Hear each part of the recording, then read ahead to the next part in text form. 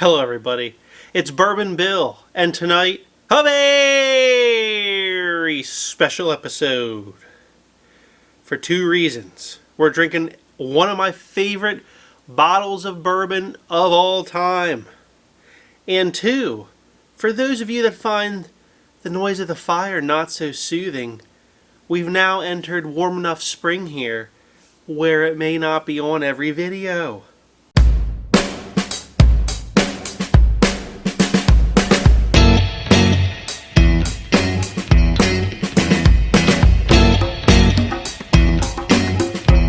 So tonight, we're going over what I call the secret Knob Creek 12 and how it compares to regular Knob Creek 12. So here's regular Knob Creek 12, the glorious blue and gold that you see in the stores with 100 proof and 12 years old written on there. One of my favorites. I've had a lot of bottles of Knob Creek 12. At 100 proof, it's just a good proof point, if you want something a little easier sipping, from your barrel proof options. Usually has good flavor to it. Here in PA, these are pretty readily available. They used to be $59.99 a bottle, but just recently they went and jacked the price up to like 72 something. So I know a lot of you out there probably already had to pay 72 to get it or something like that, but these used to be $60 hairs just a few weeks ago. Now, the real reason you wanted to watch this video. Knob Creek 12 Cask Strength. Limited edition. The secret Knob Creek 12, if you will. A lot of mystery surrounding this one. So, not this bottle because I bought multiple backups. The only bottle I've gone out and purchased multiple backups of has been this bottle. It's in the old school Knob Creek bottle, which is a little bit sexier if you ask me. We get 12-year limited release with a limited release button right here. And this one is 124.3 proof, compute, 62.15% alcohol by volume. The rumor on these was that they were basically a Kentucky-only release, but somehow a bunch of them ended up at a Total Wine in Delaware. Like a lot of cases of it. It's gone now. This was a 2020 release. There was two batches. There was a 124.3 and then there was also like a 120.4 or 0.3.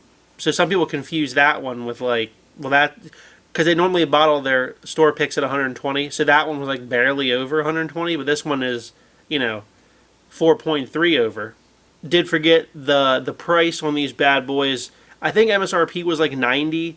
But they're around a hundo at the Total Wine in Delaware. But also, these don't drink like a 12-year. These drink a lot older.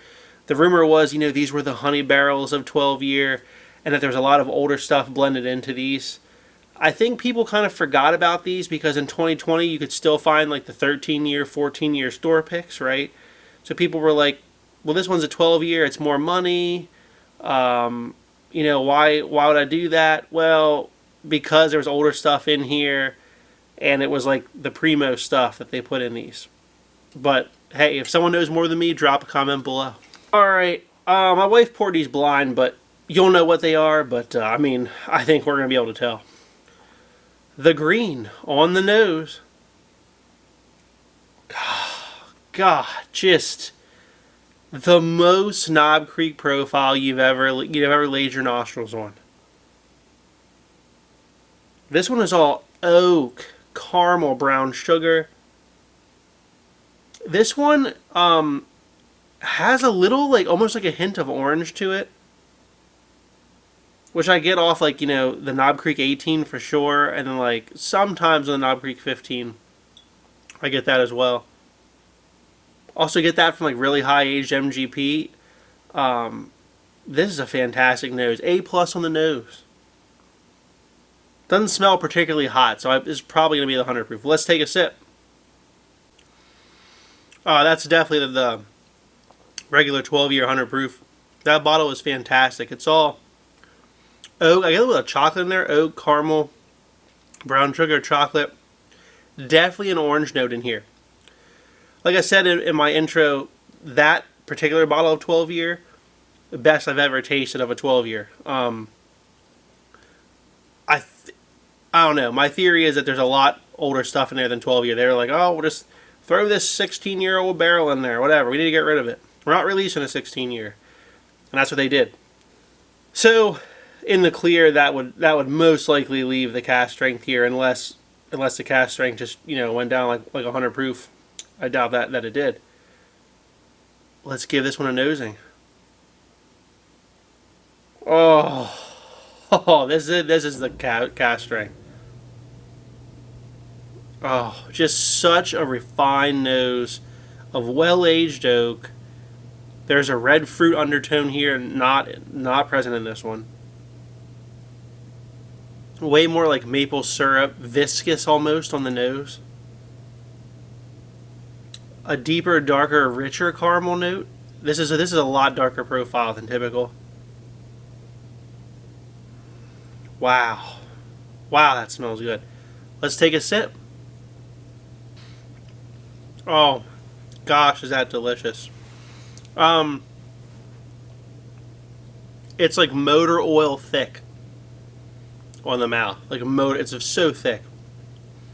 It's the aged oak. There's a red fruit sweetness. There's a caramel, the brown sugar, and then the end is just coats your mouth in like a very deep, dark, and rich caramel. A little bit of cinnamon there at the end as well. Very delicious. Neither of these are nutty, which is what you typically think of beam profile, but not these.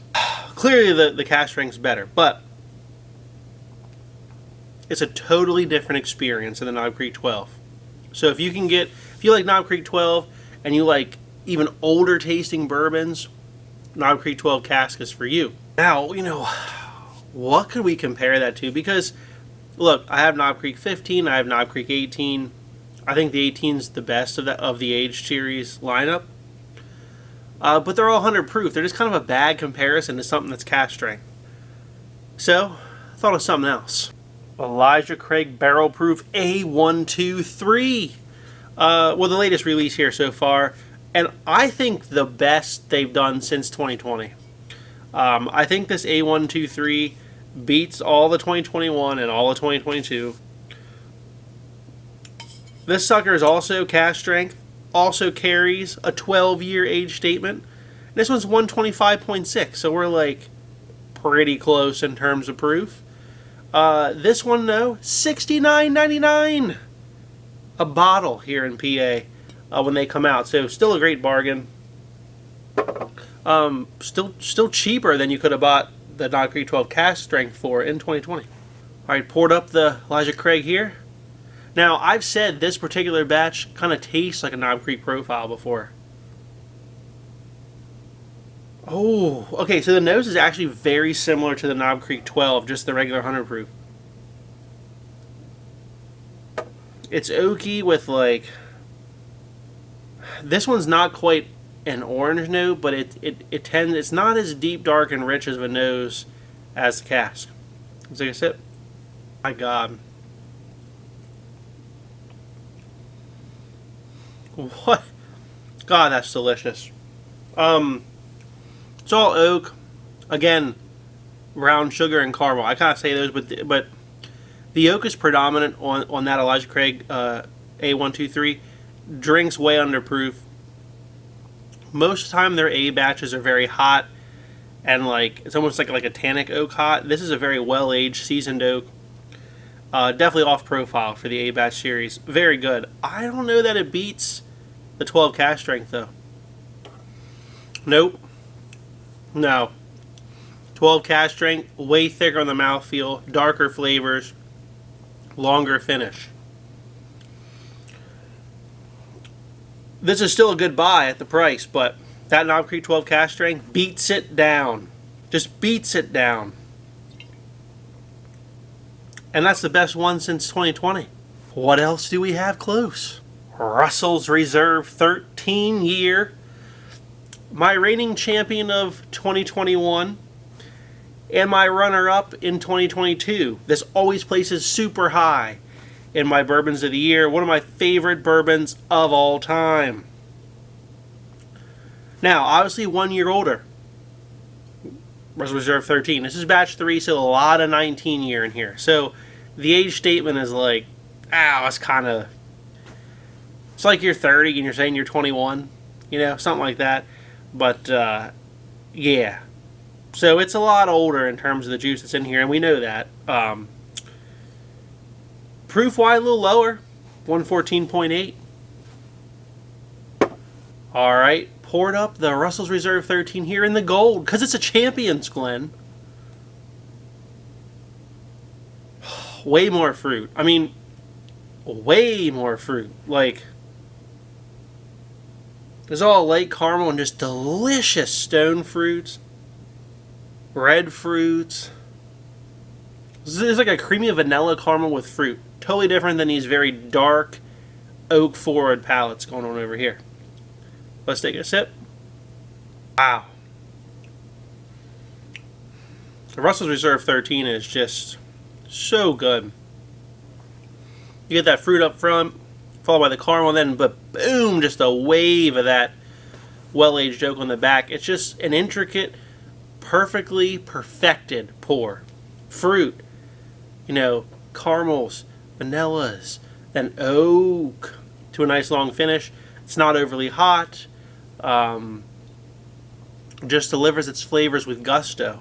So now, how does this Knob Creek 12 cask compare? Because this was never entered into my 2021 or 2022 best bourbons of the year because I bought it in 2020. So, and before I started the channel, so it's never been in contention for those. I don't know. Man, I gotta give the win to the Knob Creek 12 cask. I really do. It's so much thicker and oilier on the mouthfeel. It's got the oak there too. Flavor-wise, the Russell Reserve 13 is probably more complex. It really is. It carries the fruit, the oak, and the caramels. Where the 12 cask is just, you know, oak and deep, dark, and rich caramel. And then it's a little bit more simple.